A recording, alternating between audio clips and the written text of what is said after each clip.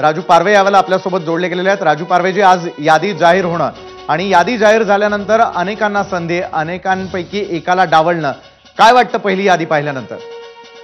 नाही, आता आम्हाला जी संधी मिळाली आहे त्याबद्दल सन्माननीय एकनाथजी शिंदे जे आमचे मुख्यमंत्री आहेत त्यांचे खूप खूप धन्यवाद।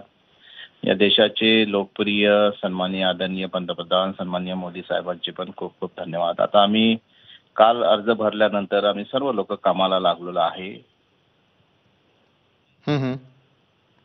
एकंदरीत कसं आहे की जी संधी मिळाली त्या संधीचं सोनं आम्ही करणार आहे। नक्कीच, मात्र येत्या काळातली आव्हानं देखील मोठी आहे, त्यासाठी काय तयारी केली आहे? मला असं वाटतं की यावेळेस अबकी बार मोदी सरकार जो नारा आहे त्याच्यामध्ये आम्ही सगळेच लोक आणि या लोकसभेतील आणि या महाराष्ट्रातील जनता सन्माननीय आदरणीय मोदी साहेबांसोबत आहे आणि लोक यावेळेस नक्कीच आमच्यासोबत राहतील।